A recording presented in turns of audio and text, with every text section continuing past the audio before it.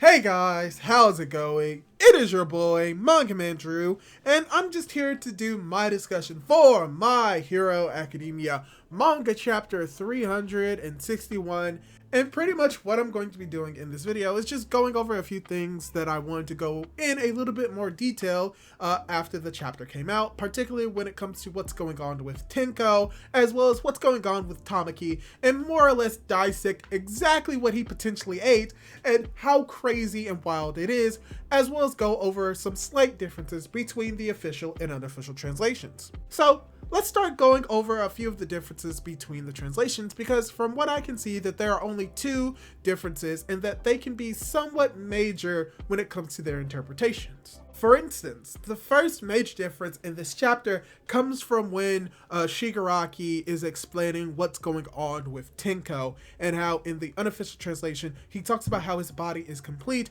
but that he has been able to fully assimilate Shigaraki into himself. That is what is stated in the unofficial translation.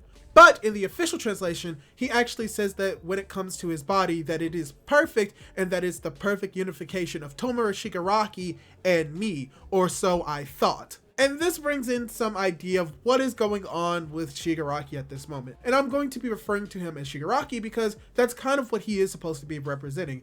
A perfected form of Shigaraki, which is Shigaraki, who is also All For One, because Shigaraki is actually All For One's true last name, and Tomura Shigaraki, with Shigaraki literally being his last name that was given to him by All For One because that is his actual name. So at this moment, this version of Shigaraki is just Shigaraki, but from what we see with the official translation, that may not necessarily be the case. And that from what we see with the unofficial translation, it makes it seem that All For One has fully taken over Shigaraki's body, and that All For One has assimilated Tomura into himself.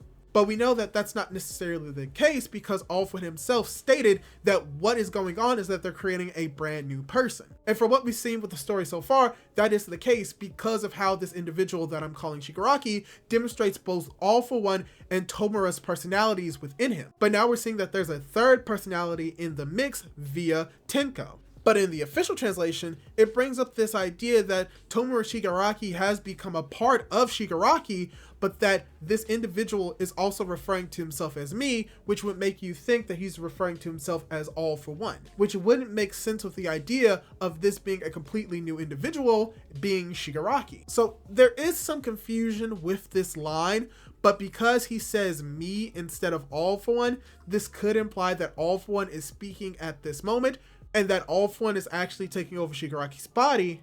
But then we have what he says next, is that the melding when it comes to him becoming this new person is that he is neither Tomura nor All For One, implying that they have been fused together. So I would say the best way to interpret this is that when he is referring to himself as me, he's referring to himself as Shigaraki, as both Tomura and All For One combined. And that he's not necessarily just All For One, because his personality is just a mixture of All For One and Tomura, and not separate entities anymore. And I'll talk a little bit more about what this means for Tenko in the story later on, but let's get to the other difference in this chapter. So yeah, in actuality, there was just only one major difference in this chapter, and it's primarily involving All For One and Shigaraki and Tomura combining together. So there was only that one major difference, and the other difference that I was referring to was involving Nejire, which, going back, there isn't really that much of a difference between the official and unofficial translations. So yeah, with that short tangent out of the way, let's get more involved in the things that I really want to talk about, and the idea of why does Tenko exist inside of Shigaraki at this moment, and if there is any precedence for this actually being a thing in the story, or if this is something that Horikoshi just came up with at the last moment. And here's the thing, this type of idea when it comes to Tenko being a part of the Vestige world is not that far-fetched. Because what Tenko really represents in this Vestige world is Tomura Shigaraki's, in a way, innocence, or more specifically, his childish nature. Because the thing about Shigaraki Tomura when it comes to his personality is that he is that of a man-child. Someone that is unwilling to really grow up or change, and still has a similar mindset of that of a child. And that even though throughout the story he seems to have grown out of that man-child persona, he still retains a lot of that childish idealism and that childish whimsy. And this is even seen through My Villain Academia when he is talking to the doctor and the doctor responds that he is still speaking like a child, even though at this moment he has grown and developed into a more independent person. And even after that and during the war, we see that he still has this childish mentality when he's trying to mimic Endeavor in his pose and is taunting the other heroes in a very playful manner. Even to the point where he still has a very great aspiration for Eraserhead, Aizawa, and he calls him someone that is cool. He still has that childish nature inside of him, but it seems to have gone away over time. However, but the fact that Tenko is a part of Tomura Shigaraki is something that was actually established even before the fight with Star and Stripe, which we will get to in a little bit later. But you can see that this is something that was established during the war itself, and that we get to see Tenko in the war when Shigaraki Tomura is reverting back to his old self. When he's talking to his parents in this world filled with destruction and hands, we see that he begins to regress and regress back into his Tenko state, and that this may be a representation of Tomura beginning to die in this moment. And when he reaches the moment where he seems to be more content with his life, he gets brought back from Tenko into Tomura after he accidentally kills his father again. And this may be the point that shows that when it comes to Tomura and Tenko, that Tomura is Tenko, but that Tenko may not necessarily be Tomura. That Tomura has the ideals and the childish mentality of Tenko, but that Tenko doesn't have the destructive nature of Tomura. And that even though their vestiges are technically separate, they are still in a way one and the same, as seen in this moment of Tenko coming from Tomura, and then Tenko eventually going back into Tomura and them being different individuals and yet being the same. So seeing that Tenko still exists inside of Tomura does have some precedence prior to the Star and Stripe fight. And speaking of the Star and Stripe fight, I think that was the fight that actually allowed for Tenko to pretty much manifest in this state. Because at that moment, Tenko, Tomura, and All For One were combining to be one individual. And by the time that Star and Stripe's fight began, All For One and Tomura were almost one person, and that they were around 97 to 98% complete. But after the fight with Star and Stripe, and after New Order destroyed a lot of the quirks inside of this vestige world, that is where we get to see the first proper glimpse of Tenko being surrounded by these hands. And that interaction that Star and Stripe had with the vestige world of All For One and Tomura in that moment may have solidified and awakened Tenko in this way, which is most likely the case because there is shown to be a connection between Tenko and Shigaraki's right hand. And that potentially Tenko is responsible for Shigaraki not being able to use his right hand properly, or more specifically, not allowing for his decay to activate.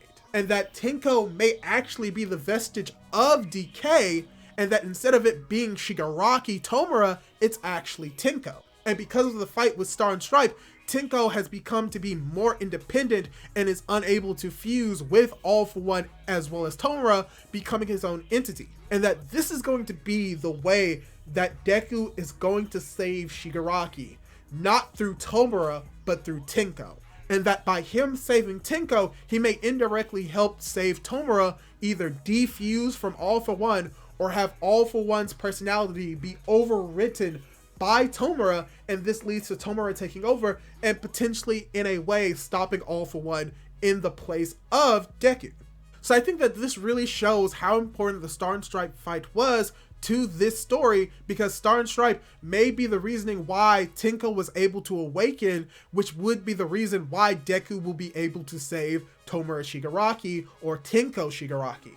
Because Deku did see that there was a little child asking for help inside of this vestige world, but that most likely than not, he was unable to reach that person at that time. But because of Star and Stripe, it will make it easier, if not possible, for Deku to actually be able to reach Tenko inside to actually be able to save him.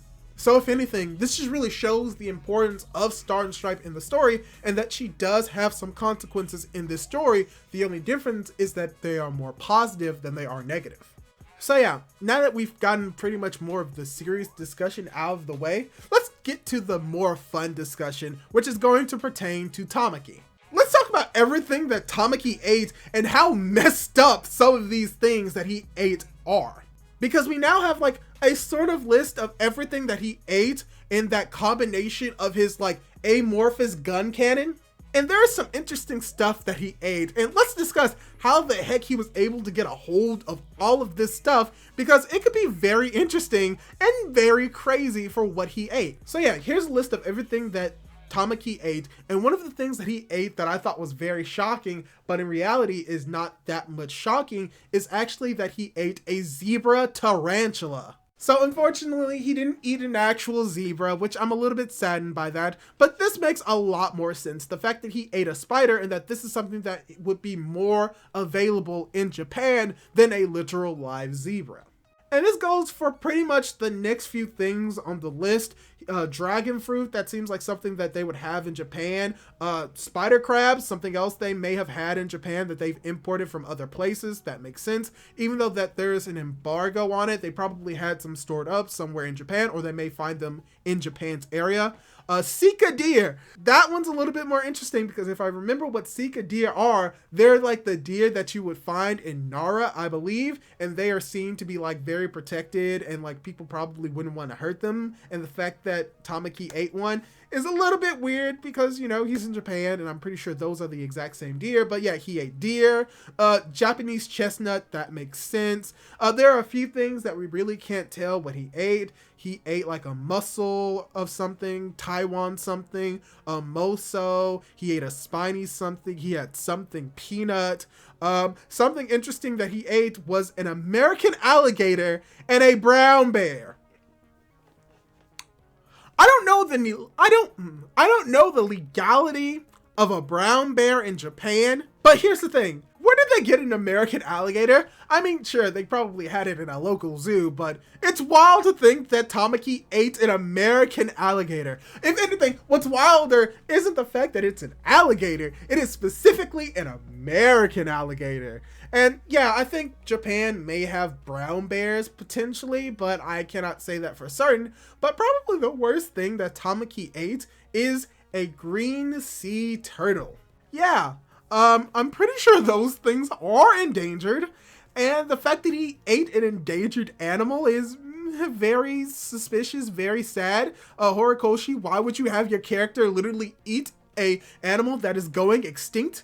But hey, maybe in the world of My Hero Academia, 200 years or so in the future, they are everywhere and they are legal to eat. So I can't say that it's a bad idea, but that's crazy. Just think about it. He ate a green sea turtle. Oh, you're gonna get so much hate, Tamaki, I know it. But from there, we get a little bit more conventional things. We see that he ate a red sea urchin. We see that he ate some type of red fowl or some red chicken. He ate a soft shell turtle, which is not any better. But he also apparently also ate watermelon, jackfruit. I have no idea what that is. I'll maybe put it up somewhere on the screen. He also ate a locust. He ate a zebra tarantula. So what else would you expect? Also he ate Nejire's energy. Yeah, the implication in this chapter is that Tamaki just literally took a bite out of Nejire's energy that was heading towards him, and now he's incorporated it into his body. Now, see, here's the thing. You may be questioning, how is he able to eat energy? And my answer to you is anime logic. But at the very least, we are established in the story that he's able to eat things that are not necessarily food-based. Because during Overhaul Arc, he literally ate the rocks of a person and his hands became rocky. So it's not impossible, just very not feasible. But oh gosh, he ate like a lot of stuff.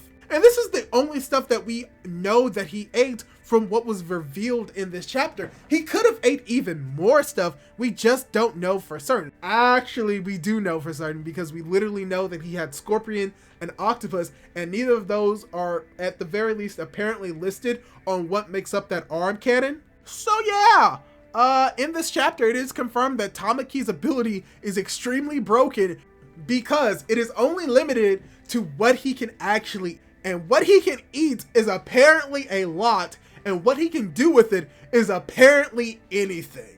So that's why it is seen that he is going to be the one to do some massive damage on Shigaraki in the next chapter, and I can't wait to see what could possibly happen within the upcoming chapters. So yeah, this is all I have to say about this chapter. Hopefully you enjoyed this chapter. Hopefully you enjoyed my discussion. And let me ask you this. What do you think of Tenko being a part of Shigaraki? Do you like it? Do you dislike it? Do you think that is very nonsensical? Leave your thoughts down in the comments down below. I would love to read them. And don't forget to leave a like on the video and subscribe to my YouTube channel if you want to see more content like this. Do all that cool jazz, and hopefully I'll be able to catch you in my next video. Goodbye!